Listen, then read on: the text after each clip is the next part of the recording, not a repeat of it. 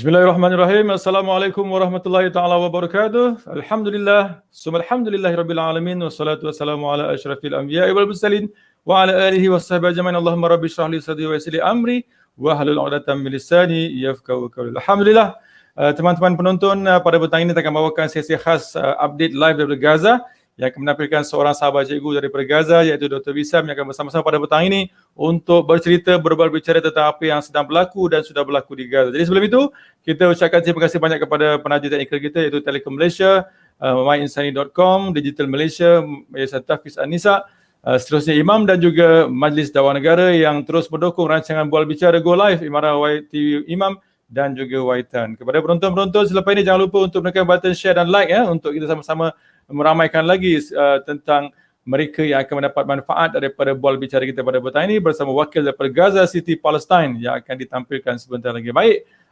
untuk tidak membuang masa, apa kata kita mengucapkan marhaban kepada tetamu kita pada petang ini untuk memulakan bicara yang sangat ditunggu-tunggu tentang update daripada Gaza, insya-Allah. Welcome to studio Dr. Wissam. Kaifa hal Dr. Wissam? Terima kasih, alhamdulillah. How are you today, Dr. Wissam, in Gaza City? We heard the takbir from Gaza this morning. MashaAllah, wonderful takbir, Dr. Wissam. Yeah, alhamdulillah. So now the people feel happy after the 11 days aggression. So today people feel that they can celebrate Eid, they can celebrate Hari Raya because they feel safe after the aggression of the Israeli for the last 11 days.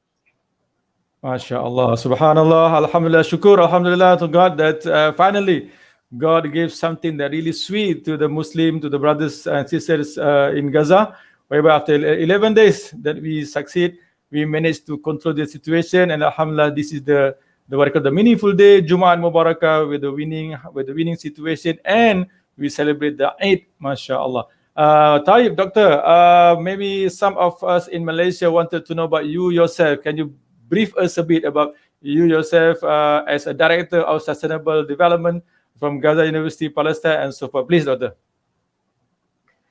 Okay, Assalamu alaikum. First of all, thank you so much, Tuan, for the invitation for this sharing session. My name is Wissam. I am from Palestine. Actually, maybe just to give a background, actually I am not originally from Gaza. My original city is Ashkelon, and it is an occupied city now where my family chased out houses in 1948. But currently, as the case of thousands of Palestinians, we are considered to be refugees in Gaza.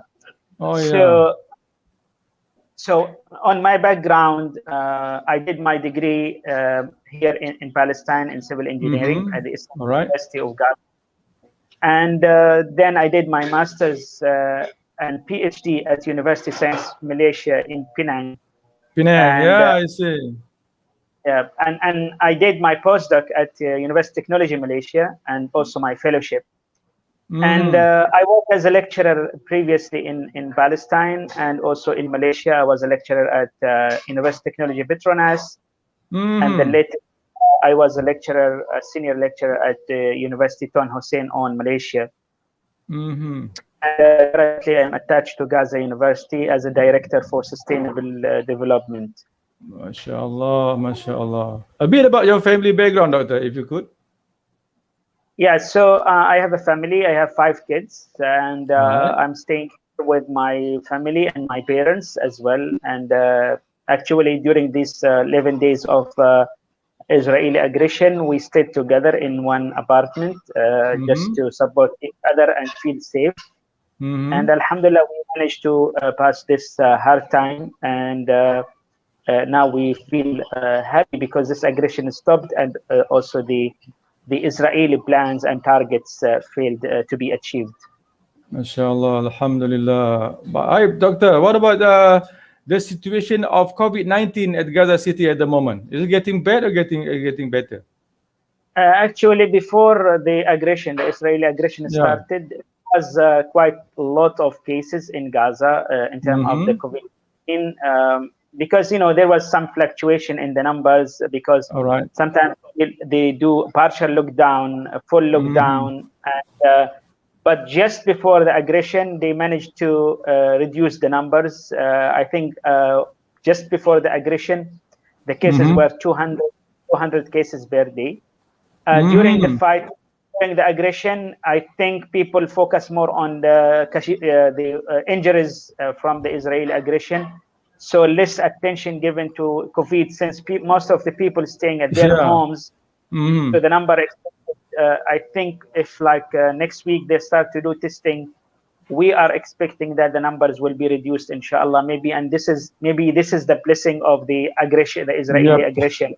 If we can talk positive side of it. MashaAllah, such a good news that COVID-19 under control at Gaza City at the moment. Right, Doctor, can you share with us what's really happening this morning, start from last night, when the government of Israel declared that they agreed to go for what they call this peace, no war, and then suddenly people stand out. And then no more what they call rocket been firing, no more airplane been firing in Gaza City. Suddenly, that is the what they call situation coming from the Israel side. What is happening actually from last night to today? Yeah, actually, for the last maybe 3 days, there was reports on the talks on ceasefire. There was a lot of international players trying to influence the situation and bring the parties together to convince them on a ceasefire. For the Palestinian, it was clear this is an aggression, and the Israeli has to stop it, because we did not start this mission. The Israeli tried to kind of extend the time, buy more time for attacks and destruction. The Palestinians stand firm that this attacks need to stop, and the pressure on the Israeli side increased until they accepted the international proposal of ceasefire. The efforts was led by Egypt, Qatar, United Nations, and also by pressure from the US. And that, alhamdulillah, was agreed to start the ceasefire at 2 a.m. Gaza time. Yeah, Gaza time. And, alhamdulillah, it was successful so far. We can talk about more than 10 hours, and there is no evidence. So it is more on a peaceful environment currently. And we hope that this will sustain for a long time, inshallah. Yeah. Alhamdulillah, that's very good news to our brothers and sisters at Gaza. Always the same thing happen, and hoping from Malaysia also that we really hope that war, that aggression will be stopped ASAP. Right, Doctor? So now, since we are under ceasefire condition, what is the progress at the Gaza City? Maybe reconstructions is going around, or could be other project is coming in? Yeah, since during this cycle of aggression, there was a lot of destruction. Thousands of homes were destroyed, and infrastructure as well. So the rebuilding process need to start soon. And I think, inshallah, will move quite faster, because there are some international efforts led again by Egypt, where the Egyptian authorities and presidency, they declare an international fund. They will lead an international fund of 500 million USD to reconstruct Gaza. So people hope that this process will be quite faster than the process which started in 2014 after the war that time. The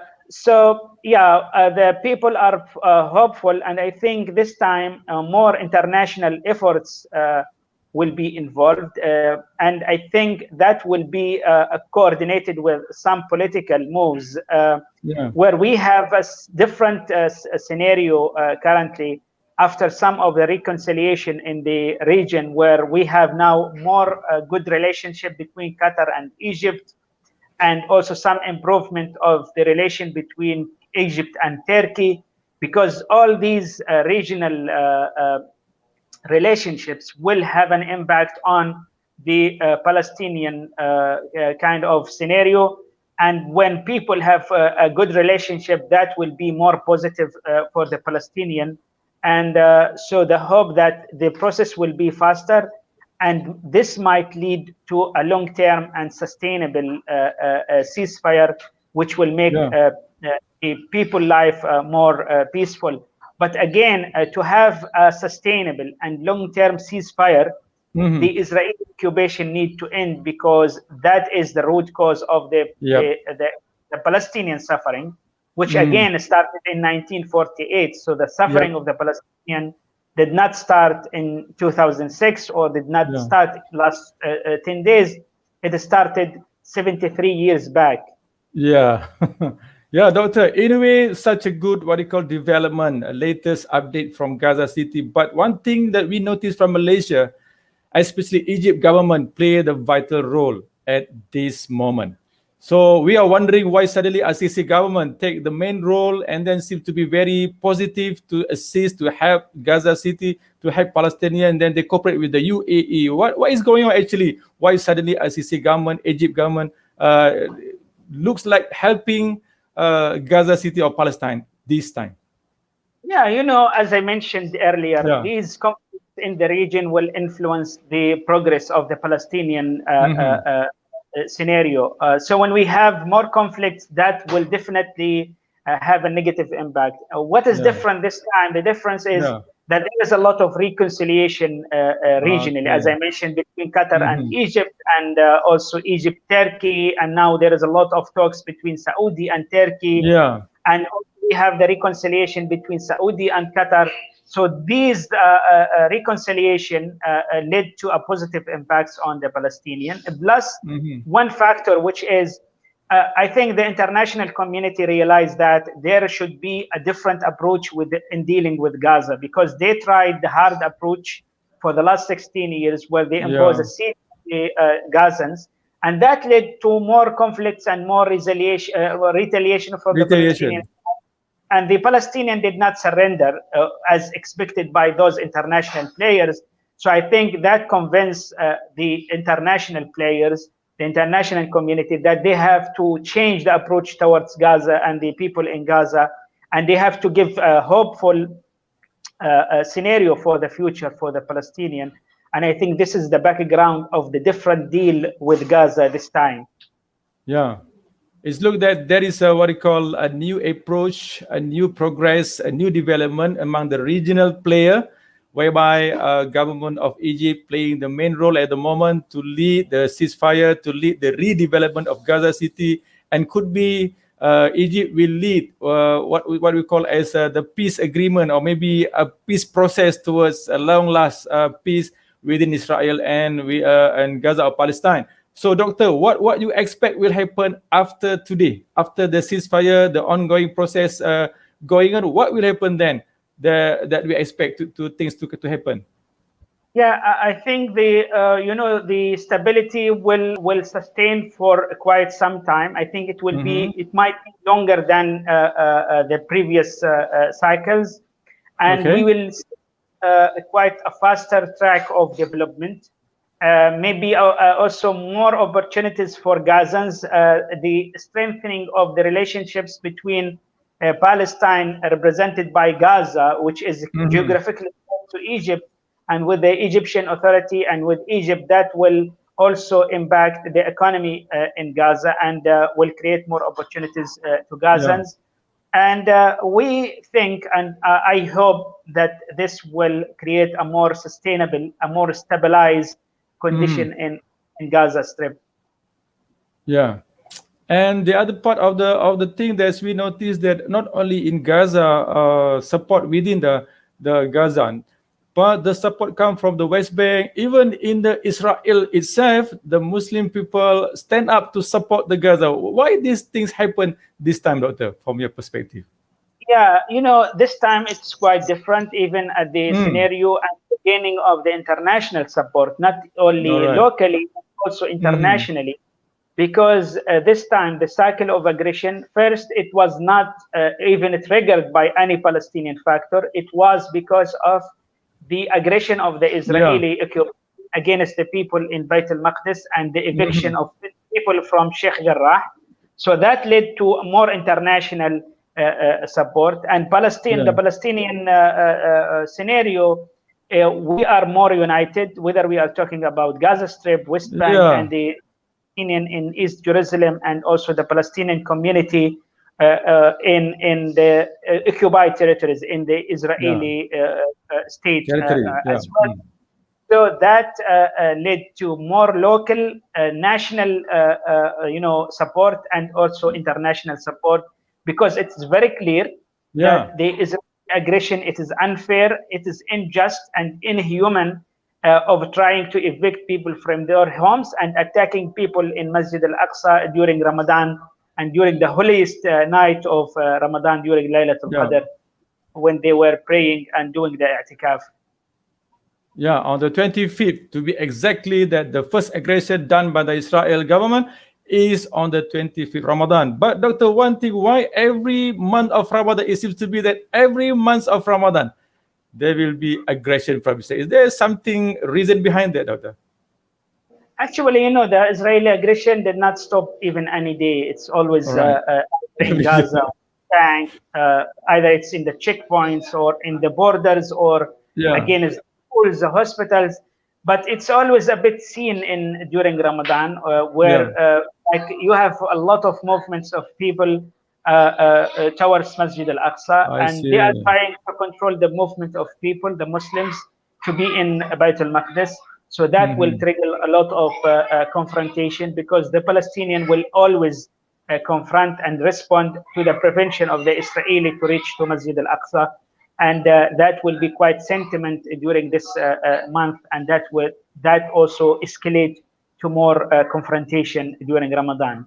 Doctor, one thing we noticed from Malaysia, the people of Gaza and Palestine have really very strong faith and strong fighting spirit. They won't surrender their land, even inch of their land. And this kind of spirit is very wonderful and very awesome.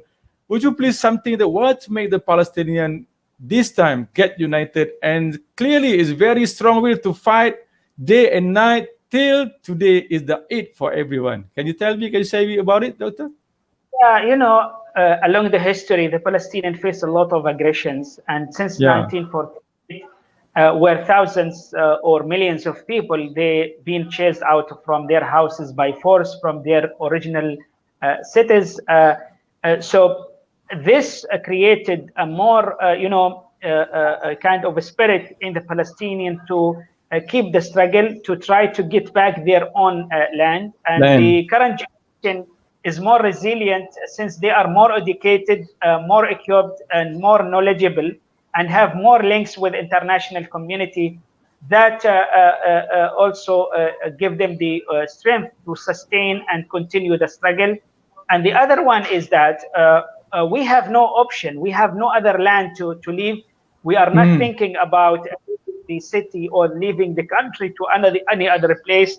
Even those who are staying in the US or Canada and holding different passport, when you ask them always, where are you from, they will refer to their original city in Palestine, even though they are holding the American passport. So that is the attachment of the Palestinian people to the land is very strong.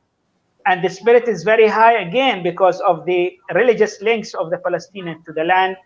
They feel that they were given this amana, this trust, to hold and to defend the Holy Land and the Masjid al-Aqsa. So that increased the spirit of the Palestinian. And again, there is no other option. What happens in the past, especially in 1948 or 1967, the current generation is very persistent that this won't happen again, even if to be displaced inside Palestine. Nobody will agree to leave the house. And you see that by the defense of the Palestinian in Bayt al-Maqdis and in Sheikh Jarrah. MashaAllah, MashaAllah, Tabarakallah. Congrats, Mabruk, the people of Palestine. There, one thing we noticed also among the kids, among the children also, the high spirit to defend their country, to defend the land is very high, Doctor. If we compare with the other children, other kids in the part of other world, it's very rare to find that kind of spirit among the children. How the education system going on in Gaza City, whereby the other side, at the Israel side, they also train their kid, they also educate their kid to say that this is the Israel state. But on the other side, in the Gaza area, in the Palestinian land, we also educate our children, our kids, to have the same spirit that this is our land. We have to defend with our souls and whatever we do. How the education system going on at Gaza City, Doctor? Yeah, it is definitely. It's actually it's part of the education system, whether you are talking about the family or the schooling or the university level.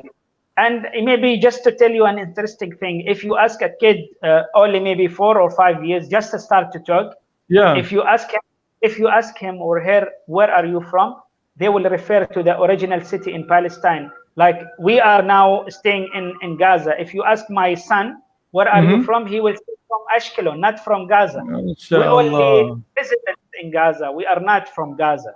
So that is the spirit that is being built in the kids. And that definitely will grow up with time, and the people, the generations will be more persistent to continue and defend the Palestinian land and to keep struggling the Israeli occupation. Yeah. Doctor, we from Malaysia watch every single day for the past 11 days what happened in Gaza. Would you please share with us a few stories about the struggle, the fight among the Gazan people during 11 days of the aggression, Doctor? Yeah, as I'm kind of linked very well to Malaysia as well. So I know, and I have hundreds or even thousands of friends in Malaysia, and they always keep sending and asking what is happening, and they want to know and to kind of be told of the stories in Gaza. And so, you know, that also, that support, that link also strengthen the spirit of the Palestinian, that they are not alone in this battle, in this struggle, and they have their own, their brothers and sisters in the, and especially like, it is very seen, the Malaysian support. We also like feeling the support from Indonesia, from Brunei, all Muslim countries, and this time also we see the international support from the non-Muslim, the Western, even the Western countries, where a lot of people see these as injustice done to the Palestinian, and this is inhuman, and they are fighting against this aggression as part of their human values and supporting those under the Israeli oppression. So the support from the Muslim countries, the non-Muslim countries, is much appreciated, and that definitely is giving the Palestinian more forces, more power to sustain and continue this struggle.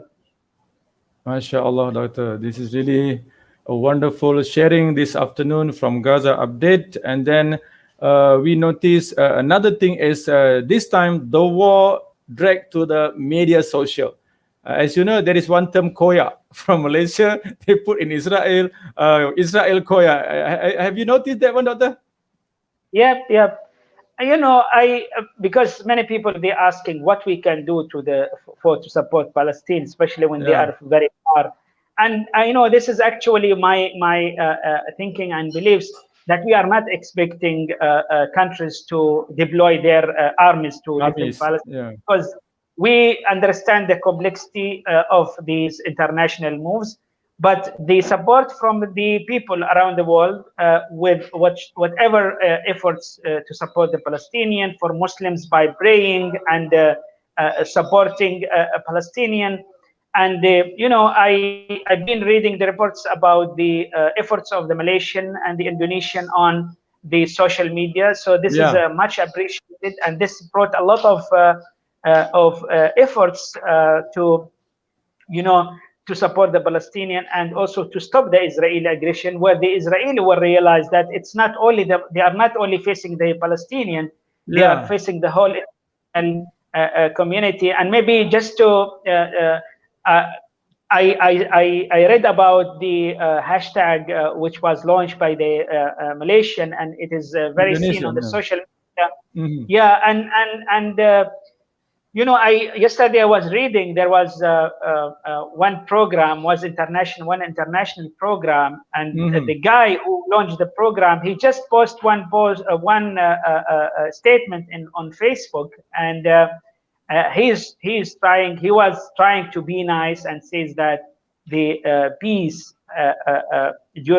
with Palestinian and the Israeli or the Jewish can be possible. And maybe the statement itself, it's not really wrong, but it is wrong in terms of timing.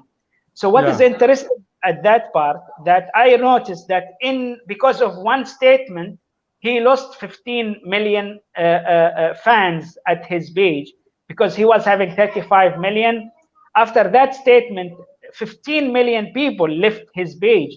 So you can see the force of this social media on changing the paradigm and changing the way or the people thinking against these Israeli aggression. So that is maybe the positive impacts of the social media to spread the word and to increase the support for the Palestinian against the Israeli aggression. Yeah, we noticed very much that one, because Facebook also played their role to stop all the news from Gaza to all over the world. And we notice also sometimes we cannot read the latest update from Facebook. What is your view about Facebook also assisting the Israel government in this time of war? I'm not surprised by those who are supporting the Israeli, whether you are talking about the political level or the industry level, because we know that it's all about interest and power. My wish just for people to be professional, right, and to be fair and to follow the basic principle of humanity, right, and not to support those who are oppressed, whether they are Muslims or non-Muslims. That's the fairness of looking at things. And I think we have to be smart on moving forward. And like I have some comments on the utilization of the terminology in Facebook and maybe the hashtag. So maybe we have to be more in line with the international terminology rather than creating our own terms which people won't accept. So for example, I've been covering the situation in Palestine for 11 days. I did not have any comment on my post during the 11 days, and in both, like I'm using different platforms, social media. So I think we have to be smart enough to be, behaving within the international terminology, which is acceptable, not to be seen as too aggressive, too fundamental, too extreme, right? And that will give us more support from the international community. But anyway, I appreciate all the efforts of the people, because I know the intention is very nice. The intention is very good. We really thank and appreciate all the support given by the Malaysian people, especially, where, to me, it was a very sentimental, because as we know, geographically, we are far more than 7,000 kilometers. But the spirit of the Malaysian to support the Palestinian cause, it is wonderful, and it is much appreciated by all the Palestinian people, all the Palestinian factions. There is no even an argument on the unconditional support by the Malaysian people to the Palestinian. MashaAllah, Doctor. But this time around, the Israel government mentioned clearly the name of Malaysia to be one of the what you call things that they are going to do something. What is your comment about that? I'm not surprised, and I think this is more on a mediatic slogan, because practically the Israeli aggression will target any activist wherever he is, and that happened before, even in Malaysia, in Dubai, and in New Zealand. If there's an activist who are, as they call, threatening the life of the Israeli, they will target him or her. So I'm not surprised, and I think they are doing that tens of years back. And we know about assassination of Palestinian activists previously in Tunisia, in Lebanon, as I mentioned, in Dubai, in Malaysia, in New Zealand. And that is also, they admit that they are doing that. It's not a secret.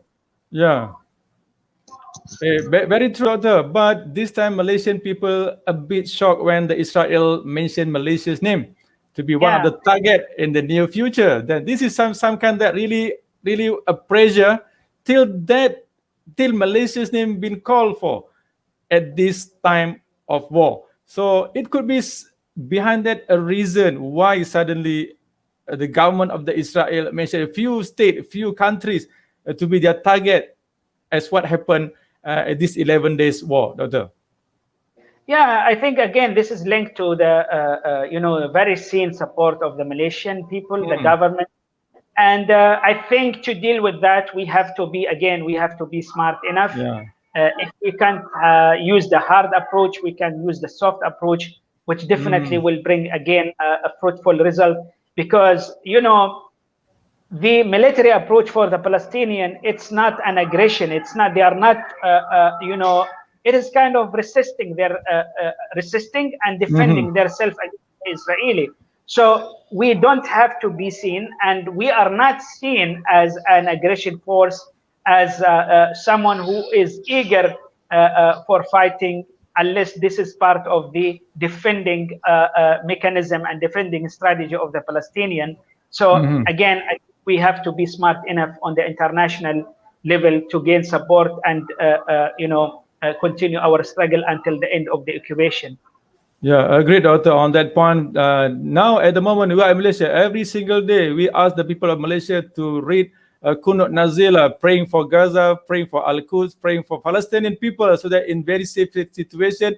And towards the end, Alhamdulillah, today is the 8th day that Allah accept our dua, Alhamdulillah. But for your information, Doctor, the Kunut Nazila is still going on at all masjid in Malaysia, supporting the Palestinian struggle people. Okay, Doctor. Yes. So another point is the two-state solution. We've been discussed this issue this morning with Professor Dr. Roslan, and he said that it's not unfair to do a two-state solution as at this point of time. What is your comment on that two-state solution, Doctor? On the political move, definitely we have to be realistic. We have to be practical. So the most practical and realistic scenario now is to have two states. Yeah. And definitely for this cycle of aggression to stop, the Palestinians need to have their own independent state to live peacefully. So why we talk about the two-state approach? Because at least for the Palestinian, they will have their own state on part of Palestine, which is actually, when we talk about Gaza, West Bank, and East Jerusalem, it's only 23% of Palestine. So this is kind of a concession of the Palestinian, an acceptance of the international proposal, which is a kind of being agreed nationally and internationally as the very minimal proposal that the Palestinian can be accepting. Because if this approach failed, this approach of two-state solution, definitely with time there will be only one solution, which is the one-state solution, where the Palestinian and the Israeli need to live together in one state, but in a very fair, and the Palestinian need to get their own human rights equally with the Israeli, and that will be more complicated for the Israeli, because they know that with time the geography, the demography will change, and the Palestinian will be the majority. And if you follow a democratic system, the presidency and the prime minister should be from or among the Palestinians, and that is very critical and dangerous for the Israeli. So it is in the terminology of politics, that is the most realistic and a practical approach to have their state for the Palestinian, because otherwise all the other options will be very critical and dangerous in terms of be practical on the ground. Yeah, can you brief a bit deeper, Doctor, about this two-state solution in terms of we are wondering in Malaysia, either ways Palestinian people agreed to put the what they call the land to two territory, one fall under Israel, one fall under Palestine. Is that agreed among the people of Palestinian? Yes, politically, most of the Palestinian factions, they agree on the two-state solution. There are some different approaches between, like, for example, between Fatah and Hamas in accepting this. Because, like, for Fatah to accept the proposal, they are willing and they are agreeing on signing a peace agreement. But for Hamas, and as an Islamic with Islamic background, they say we agree, but in terms of signing a ceasefire, a long-term ceasefire with Israel, not to have a peace agreement. So that is the different approach. But basically, most of the Palestinian factions agree on this proposal on to have a Palestinian state on the 1967 borders, which mean Gaza, West Bank, and East Jerusalem as the capital of Palestine. Doctor, even Malaysia government also supporting the two-state solution, but there are so many WhatsApp group debate about this two-state solution, either is okay or not okay. Is that happening in Gaza itself? The debates about this two-state solution between the people, still this discussion is happening. But again, we have to be realistic because we have three options, right? The first one is to have two-state solution. Second one is to have one-state solution, where there should be a fair and democratic system, right? And the third one is to have an apartheid system, which is currently existing. Currently run. The Palestinians are oppressed, and the Israeli, they control all the sources. We can kind of discuss and debate that this is the land of the Palestinian, this is the real ownership of the Palestinian. But again, on the reality, you have 9 million or at least 8 million Israeli, 8 million Jewish community here. So we have to find some kind of a realistic approach to settle conflict. Or this is kind of Israeli occupation. That's the realistic and practical way that this two-state solution is one of the best options at the moment. Would you think that way also, Doctor? Yes, true. I agree. So, since the debate is going on in Malaysia, because some of us do not agree towards the two-state solution because they say they got their reason why, but the thing as a matter of fact is that is the most practical, most realistic approach towards peace in the long term. So, what about Israel government? Do they seriously agree to the two-state solution, Doctor? This is one of the issues here because with time we realize that the Israeli community and the Israeli government is getting more extreme. And even if you look at the Israeli coalition, it's formed with the most extremist party. Most of those ministers, even they are sitting and they are living in settlements in the West Bank. And they stolen Palestinian land, which is even recognized by the international community right now. And that is not really, it's not giving a hope for settling this issue, this cause currently, because even if you ask the Israeli politician to define the borders of Israel, the borders of Palestine, there is no clear vision on that, and there is no clear plans to do that. So the only plan is to have more aggression, more settlement, more stealing of the Palestinian land, and more creating more pressure on the Palestinian.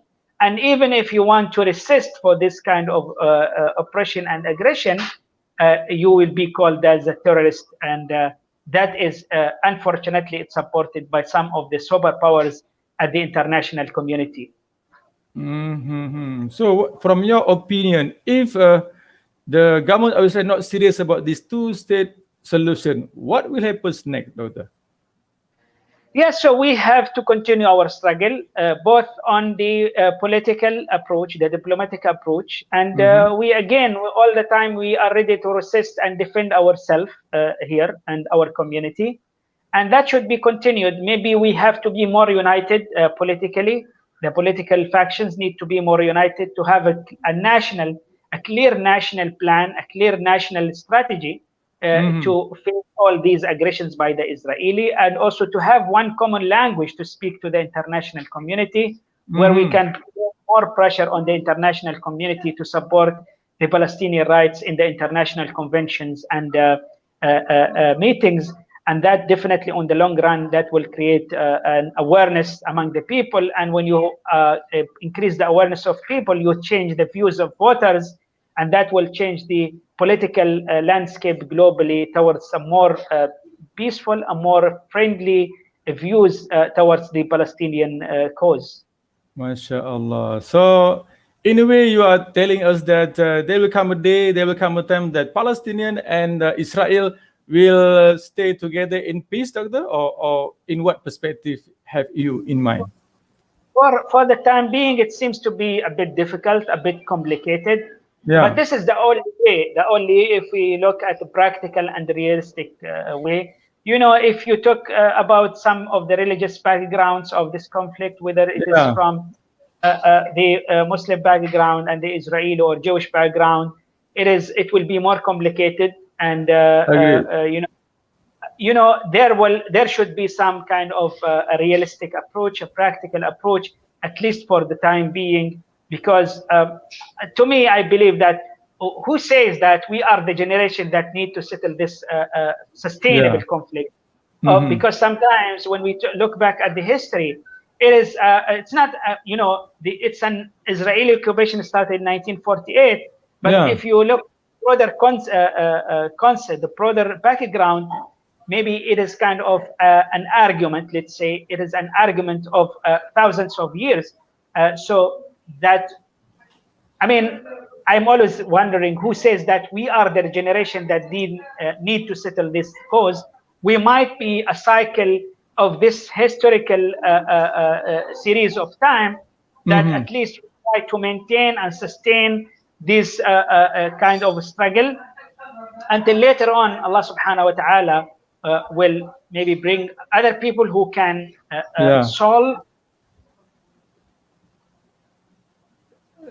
Yeah, Doctor, we got a technical line problem at the moment, but still We need to be kind of trying to find a realistic way to settle this aggression of the Israeli and to end the occupation. Yeah. Doctor, can you hear me? Doctor, can you hear me? Dr. Wissam, can you hear me? Dr. Wissam, can you hear me? Hello, Doctor? Can you still hear me? Doctor? Okey, teman-teman, kita menyaksikan temu bual bicara dengan wakil teman daripada Gaza, iaitu Dr. Wissam Madhun, yang menjadi sahabat cikgu yang berada di Gaza ketika ini, yang menjelaskan kepada kita apa yang sedang berlaku di sana pada saat ini selepas tempoh ceasefire atau gencatan senjata berlaku pada 2 pagi semalam, 2 pagi ini dan 7 pagi waktu Malaysia. Dan ketika ini kita masih lagi bersama beliau untuk mengikuti perkembangan terkini daripada Gaza dan juga Palestin. Dan mudah-mudahan ini merupakan satu berita gembira buat kita semua untuk kita mengikuti terus dan mendukung perjuangan rakyat Palestin. Doktor, can you hear me, Doktor? Doktor?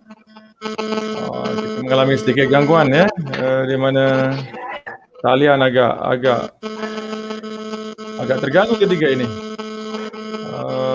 Doktor? Oops. Okay, baik. Doktor, can you hear me, Doktor? Dr. Wissam, can you hear me? I think there is a cross line because there are a few devices could be around you. Dr. Wissam, okay. Baik teman-teman dan senang menonton yang kasih sekalian, kita baru saja bersama Dr. Wissam Madhun daripada Gaza University sebagai Director kepada Sustainable Development, dan kita telah lebih setengah jam tadi bersama beliau menerangkan tentang apa yang sedang berlaku di Gaza dan apa yang sedang berlaku di seluruh kawasan tanah Palestin dan juga apa yang akan berlaku di masa depan. Dan Alhamdulillah segala update yang disampaikan kepada kita sebentar tadi sangat menggembarkan kita kerana ada tanda-tanda yang sangat positif bahawasanya ada sesuatu yang lebih sustainable akan berlaku di Palestin itu sendiri, yang mana ini merupakan sesuatu yang sangat-sangat diharapkan supaya mereka tidak sering di-oppress ataupun dizalimi oleh tentera dan juga oleh kerajaan Israel. Jadi kepada teman-teman yang masih bersama-sama kita, jangan ke mana-mana dulu. Cikgu yakin dan percaya Dr. Wissam masih lagi cuba berusaha untuk menyambung kembali talian untuk kita menyambungkan sedikit lagi tentang update daripada Gaza.